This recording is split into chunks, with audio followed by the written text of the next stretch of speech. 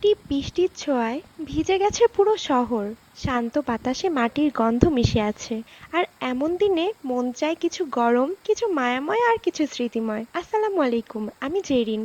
মিষ্টি স্মৃতি আর স্বাস্থ্যকর স্বাদের খোঁজে আজ আমি নিয়ে এসেছি হেলদি, পুষ্টিকর আর মায়ের মতো ভালোবাসায় ভরা লাউ দিয়ে খিচুড়ি। চলুন তাহলে শুরু করা যাক। লাউ দিয়ে খিচুড়ি রান্নার জন্য প্রথমে লাউকে বিচি ছাড়িয়ে ছোট ছোট টুকরো করে ভালোভাবে ধুয়ে নিয়েছি। এরপর দুটো পেঁয়াজ, একটি রসুন আর ৫-৬টা কাঁচামরিচ কুচি করে কেটে রেখেছি।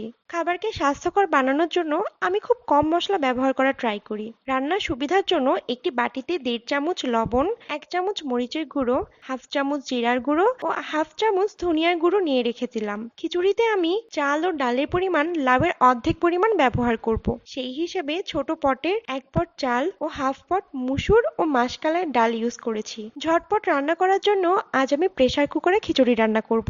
আপনারা চাইলে পাতিলে বা ননস্টিকের কড়াইতেও করতে পারেন। প্রথমে পাত্রটিকে ভালোভাবে গরম করে তাতে পরিমাণ মতো তেল নিলাম। এতে একে একে পেঁয়াজ, রসুন ও মরিচগুলো নিয়ে একটু লালচে ভাব হলেই বাটিতে রাখা মশলাগুলো দিয়ে একটু নাড়াচাড়া করে তাতে সামান্য পরিমাণ পানি দিয়ে মশলা কষিয়ে নিতে হবে। এতে কিন্তু খাবারের টেস্ট বহুগুণে বেড়ে যায়। চাল ও ডাল কিন্তু ভালোভাবে ধুয়ে পানি ছাড়িয়ে রাখতে হবে। এবার কষানো মশলার মধ্যে চাল দিয়ে কিছুক্ষণ নাড়াচাড়া করে তার মধ্যে লাউগুলো দিয়ে দিতে হবে। সবগুলো উপকরণ কিছুক্ষণ ভালোভাবে নেড়ে পানি শুকিয়ে নিতে হবে। এতে করে মশলাগুলো গায়ে গায়ে লেগে যাবে। আমি যেহেতু চাল ডাল মিশিয়ে ১.৫ পটের খিচুড়ি বানাচ্ছি, তাই হিসাব মতো ৩ পট পানি ব্যবহার করার কথা। কিন্তু আমি যেহেতু ঝরঝরে খিচুড়ি খেতে পছন্দ করি, তাই ২.৫ পট পানি দেব। ও লাউয়ের জন্য পানি হিসাব করার কোনো দরকার নেই, যেহেতু লাউ থেকে এমনিতেই পানি বের হয়। এরপর প্রেসার কুকারে মুখ ভালোভাবে লাগিয়ে ৩টি সিটি হওয়া পর্যন্ত অপেক্ষা করব। খুব বেশি হলেও মাত্র ১০ মিনিট অপেক্ষা করলেই ইয়াম্মি ইয়াম্মি খিচুড়ি রেডি। আর এই যে সার্ভ করার পর আমার খিচুড়ির লুক, ট্রাস্ট মি,